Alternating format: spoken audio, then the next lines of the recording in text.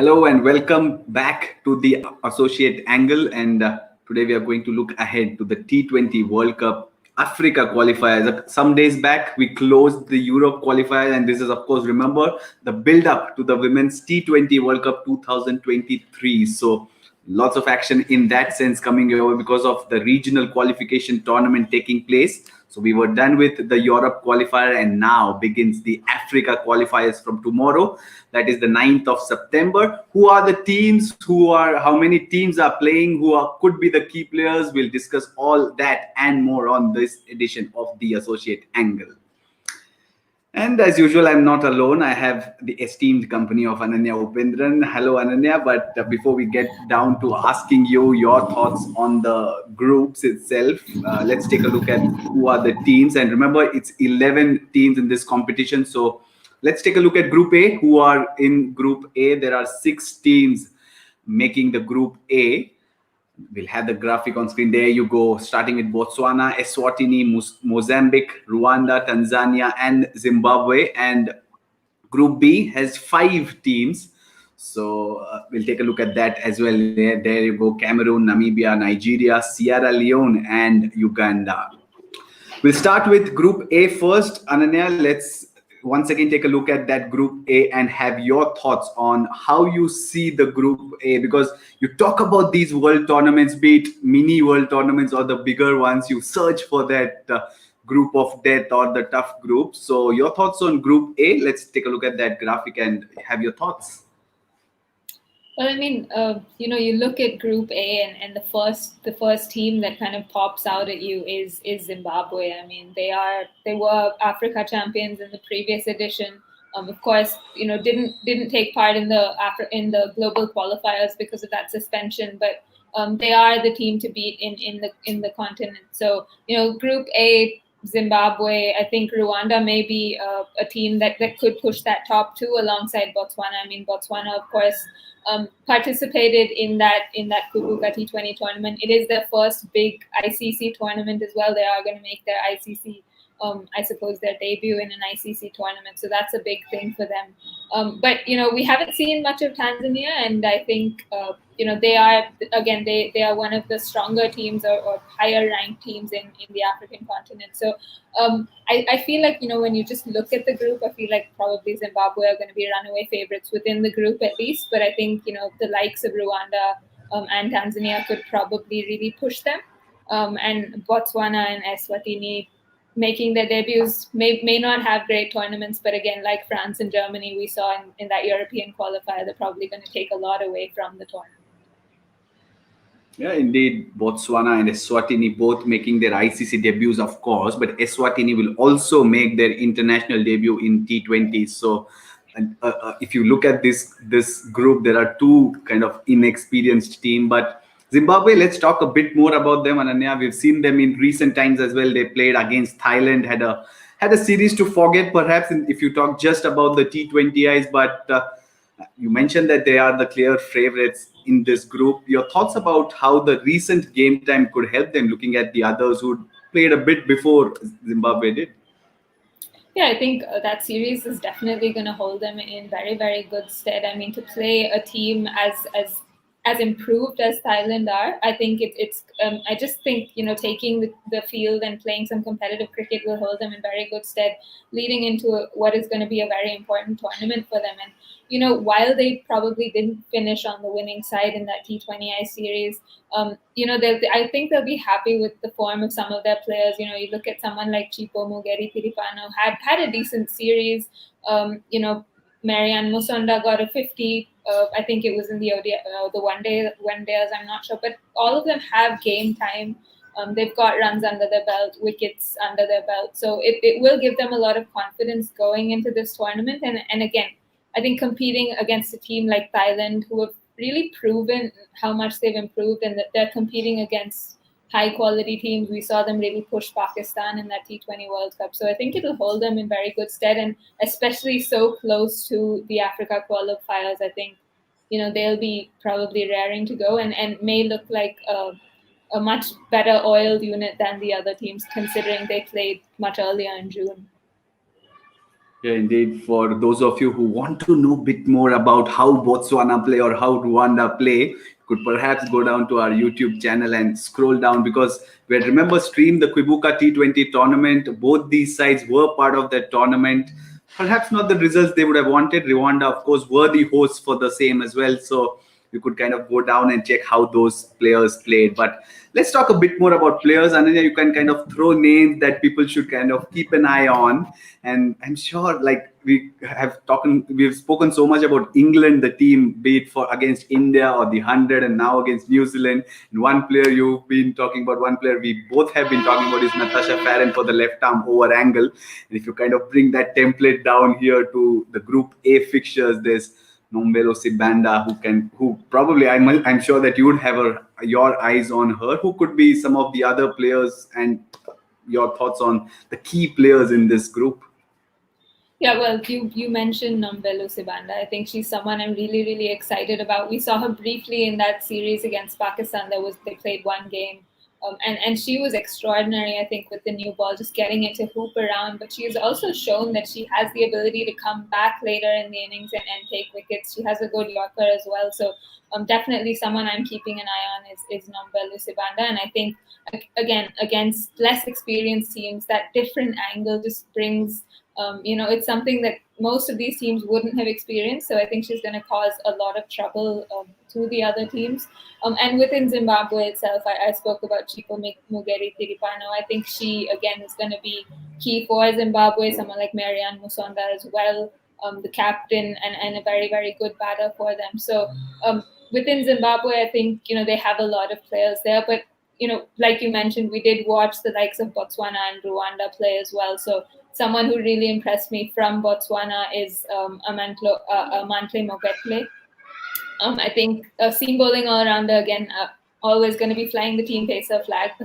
But she had quite an impressive Kwibuka T20 tournament.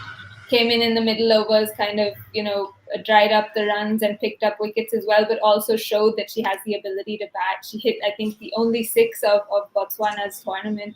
And within Rwanda, there's Henrietta Shimwe, again, another seam bowling all-rounder, came in one down, batted quite usefully, was quick between the wickets. She's not someone who has a lot of power, but she can nudge and nudle it around. So I think these are the players I'm going to be keeping my eye out on. There is a lot of, again, skill in these teams, but how they'll perform on a big stage is going to be interesting. Yeah, talking on the outset, there could be three easier games in this group because of Eswatini, Mozambique, and Tanzania. But as Ananya said, Rwanda, Botswana have game time, and Zimbabwe, of course, can do it on their day. This was Group A. Remember, as I said, you could kind of go and check out how Henriette Ishimwe played, or how Laura Mofakedi's team is shaping up by heading down to the Kwibuka T20 tournament playlist that is on our YouTube pages. Let's move on to Group B. This was about Group A, two debutant as far as ICC tournaments are concerned, but Group B has one debutant and a team that is yet to play international cricket, that is Cameroon. And apart from that, there is Namibia, Nigeria, Sierra Leone, and Uganda. Ananya, your thoughts on this group? Is this a more evenly matched group, you'd say, or your thoughts on it? Yeah, I feel like this group is probably slightly more competitive. I mean, we did see, again, Namibia, Nigeria play in that Kwibuka T20 tournament. Unfortunately, Uganda couldn't make the trip. They, had to stay back or had to pull out at the last minute because of some COVID-19 cases within the team. So I think this group is going to be slightly more tricky. But again, when you look at the teams on paper, I feel like Namibia and Uganda are probably going to be fighting for that top two position. Uganda probably slight favorites just looking at their ranking. But again, we saw how Namibia performed in that Kwibuka T20 tournament. I thought they were the team to beat in that final, and of course Kenya outdid them. But I feel like Uganda and Namibia are probably the favorites within this group. Yeah, and that is why I probably might not ask you to rate the team or pick a champion side, because I mean, both of us on commentary and the others as well, those who saw Namibia play, had no doubts that they had their, one and a half hands on that trophy. but Kenya turned up in the final. Namibia almost didn't, and we all know what happened. Kenya won the Kwibuka T20 tournament. So Namibia, Nigeria, Sierra Leone, Uganda, and Cameroon, who are, as I said, yet to make their international debut. But remember, that has been pushed back because of a COVID case in their camp, which means their matches till Saturday have been cancelled. Their first match will be on Sunday, provided that the all tests come negative. So a bit of a sad thing to start the tournament for Cameroon, their journey in international cricket, because we've seen this happen with Uganda, who missed out, as we said, on the Kwibuka T20 tournament. They were to play on the eve of the tournament. There was a case of COVID-19 in their camp and they had to withdraw. So let's talk about players yet again. Namibia, as we said, you can again go down to the Kwibuka T20 playlist and look at the players, because remember, that is a side that you would want to watch. The likes of Yasmin Khan, Audrey van der Merwe did their thing with the bat. They were, as we said, clinical throughout, but didn't turn up on the D-Day. And then your picks, your players that people should kind of keep an eye on in Group B of the Africa qualifier. Well, you did mention a couple of them in Audrey van der Merwe and Yasmin Khan. I think Sune Whitman, add her to the list. She scored a 93 not out. I think it was against Botswana in that tournament. So much power at the top of the order. And I think she's going to be a key player for them. There were Francois van der Merwe, the head coach of Namibia, did mention that batting has been the team's Achilles heel. They have a superb bowling attack. You look at Kelly Green, the off spinner, Sylvia Shehepo, Wilka Mwatile, Victoria Hamuniela. All of these bowlers have kind of pulled them out of tough situations, but batting has been their Achilles heel. So I think that partnership up top between Sune Whitman and Audrey van der Merwe is going to be key for them. And two players definitely worth watching. They are fantastic. Lots of power, very, very graceful as well. So definitely two players you should keep an eye on. Nigeria, there is Blessing Etim. I think Blessing Etim is is their maverick, I suppose. She's the highest run getter, highest wicket taker, now also been given the captaincy in the absence of Samantha Agazuma. So definitely someone worth watching. And Efosa Joy, the in-swinger, seamer, #Team Pacer. Again, someone who could be tricky on we don't know what the surfaces are going to be like, but who could be tricky with that new ball. And with Uganda, I think rather than picking individuals, I think as a unit they'll just be very, very disappointed that they couldn't make that tournament in June. And they've had a lot of training under their new coach Suraj Karavadra, who came in, I think in May, was ahead of that tournament. They were really itching to get out there in Rwanda, couldn't do that. So they've had a lot of camps, a lot of training, played a few practice games against boys. So I feel like as a unit, they'll probably be really keen to just simply get out there and play some cricket. But if I had to mention a couple of players, probably someone like Immaculate Nakasui, who is their captain, off-spinning all-rounder, and maybe Rita Musamali as well, Centurion from Uganda. So a lot of players, a lot of talent, and I'm quite excited to see how this group especially goes. Yeah, right there. And talk about Nigeria and wordplay, there's also Salome Sunday. So the commentators could do well with some name play as well. But Blessing Etim, the skipper as well now, and no Samantha Agazuma. We saw it through the Kwibuka T20 tournament. She had troubles with her knee. Perhaps that's the reason she couldn't make the squad. But there you go. Four teams, remember, will make the semi-finals. Only one team from these 11 qualify. And then do you want to tread the path of picking top four, or have you had your say already?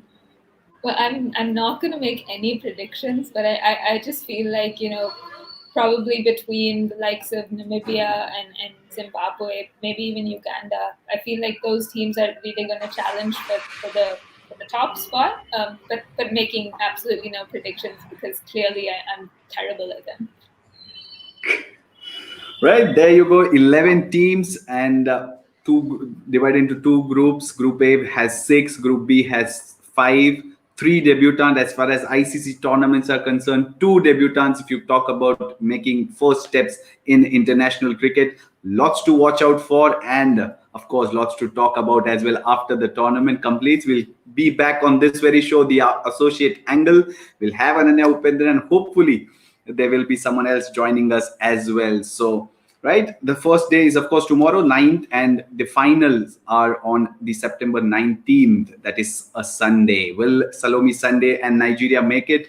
Will Namibia take the trophy and qualify for the global qualifiers? Remember, from Europe there is Scotland who have already qualified for the global qualifier. So they are waiting, they are watching everybody play, but who will join them? We'll find out on September 19th and talk about it on 19th or 20th. So keep an eye on that. And of course, you can join us in the conversation by asking your questions. But till the next time, stay safe, mask up, and take care.